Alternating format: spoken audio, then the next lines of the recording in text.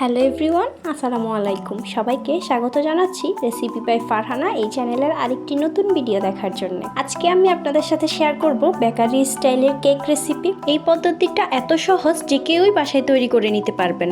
একেবারে হুবহু বেকারি স্টাইলে আজকের কেকটা আমি আপনাদের সাথে শেয়ার করার চেষ্টা করেছি। স্বাদটাও কিন্তু অনেক ভালো এসেছে আলহামদুলিল্লাহ। তো চলুন রেসিপিতে যাই। আজকের কেকটা আমি একটু বড় সাইজে তৈরি করব। তার জন্য আমি প্রথমেই 3টা নর্মাল টেম্পারেচারে ডিম নিয়ে নিয়েছি। এরপরে নিয়ে নিচ্ছি শুকনো উপকরণগুলো। এখানে আমি প্রায় 1 কাপ প্লাস 1/4 কাপ অর্থাৎ 1 কাপ থেকে একটু বেশি ময়দা নিয়ে নিয়েছি। তারপরে নিয়ে নিচ্ছি বেকিং পাউডার 1 চা চামচ এবং আধা চামচ বেকিং সোডা। এই উপকরণগুলো অবশ্যই ব্যবহার করবেন। তারপরে দিয়ে দিচ্ছি 2 টেবিল চামচের মতো দুধের গুঁড়া। আমার এই শুকনো উপকরণগুলো আমি প্রথমেই নিয়ে এগুলোকে ভালো করে চেলে নিব। অন্যদিকে আরেকটা পাত্রে ডিমগুলোকে আমি ভেঙে নিচ্ছি বিট করার জন্য। তবে আপনাদের যদি বিটার মেশিন না থাকে তবে হ্যান্ড হুইক্স দিয়েও এটা তৈরি করে নিতে পারেন। বিটার মেশিনের লো অপশান দিয়ে আমি ডিমগুলোকে প্রায় 2 থেকে 3 মিনিট বিট করে নিয়েছিলাম। তারপরে এখানে আমি দিয়ে দিব আধা কাপ চিনি। অবশ্যই আমি আধা কাপ চিনি একসাথে দিব না, এটাকে আমি 3 বারে অল্প অল্প করে দিয়ে বিট করে নিব। যেহেতু এটা আস্ত চিনি তাই এখানে অল্প অল্প করে দিয়ে 2 থেকে 3 মিনিট বিট করতে হবে।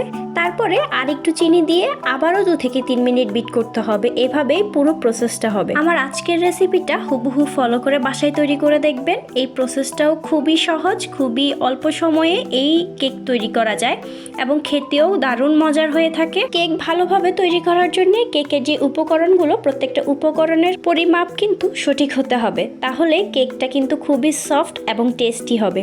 যদি পরিমাপে কিছু সমস্যা হয় তাহলে কিন্তু এটা ভালো হবে না। এখানে আমি সামান্য পরিমাণ লবণ দিয়ে দিচ্ছি, তবে আপনারা যদি না চান তাহলে এটা অ্যাভয়েড করতে পারেন। তারপরে আমি ওই যে শুকনো উপকরণগুলোকে চেলে নিয়েছি। এখন এটাকে 3 বারে অল্প অল্প করে দিয়ে বিট করে নিব।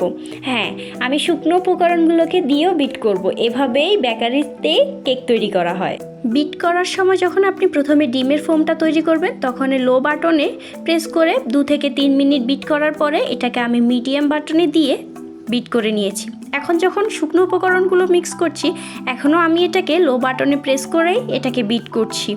যতক্ষণ পর্যন্ত না আপনার সবগুলো উপকরণ ভালোভাবে মিক্স হবে ততক্ষণ পর্যন্ত এটাকে বিট করে যাবেন।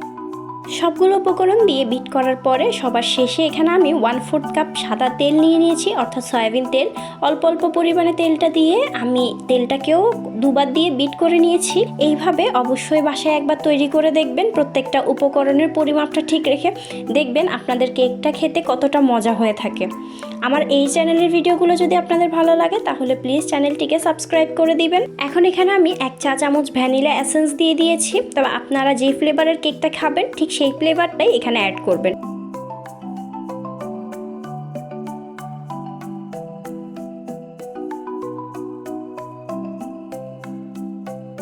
আমি সবগুলো উপকরণকে ভালো করে মিক্স করে নিয়েছি। কেকের ব্যাটারের ঘনত্বটা ঠিক এইরকম আসবে। অন্যদিকে আমি যে পাত্রে কেকটাকে বেক করব সেখানে সামান্য পরিমাণে একটু তেল ব্রাশ করে নিব। তারপরে এটার উপরে আমি একটা কাগজ কেটে নিব। তবে কাগজ চাইলে আপনারা কাগজ না দিয়ে বেকিং শিটটাও দিতে পারেন। এখন এখানে আমি তৈরি করে রাখা ব্যাটারটা দিয়ে দিব।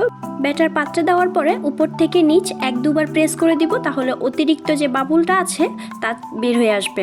এখন এখানে আমি চুলাতে একটা কড়াই বসিয়ে 10 মিনিট ফ্রি হিট করে নিয়েছিলাম। তারপরে এর মধ্যে আমি যেই পাত্রটাতে কেকের ব্যাটারটা দিয়েছি সেই পাত্রটা বসিয়ে দিব। এভাবে আমি একেবারে লো হিটে 30 মিনিট এটাকে বেক করে নিয়েছি। কেক পুরোপুরি হয়েছে কিনা তার জন্য একটা কাঠি দিয়ে আমি চেক করে নিচ্ছি। কাঠিটা পুরোপুরি শুকনো এসেছে, তার মানে আমার কেকটা বেক করা হয়েছে। এখন আমি কেকটাকে পাত্র থেকে উঠিয়ে নিব। এইভাবে কেক তৈরি করলে কেক তৈরি করতে ঝামেলাও কম হয়, প্রসেসটাও অনেক সহজ হয়, কেকটাও অনেক সফট হয়। এই যে দেখুন কত সুন্দর সফট হয়েছে কেকটা এবং খেতেও ভীষণ মজার হয়। তো ভিউয়ার্স, আমার ভিডিওটা কেমন লেগেছে অবশ্যই আমাকে জানাতে ভুলবেন না। আর এই চ্যানেলের ভিডিওগুলো যদি আপনাদের ভালো লাগে বা কোনো উপকারে আসে তাহলে প্লিজ আমার চ্যানেলটিকে সাবস্ক্রাইব করে আমার পাশে থাকার অনুরোধ রইল। আজকে এখানেই বিদায় নিচ্ছি। আল্লাহ হাফেজ।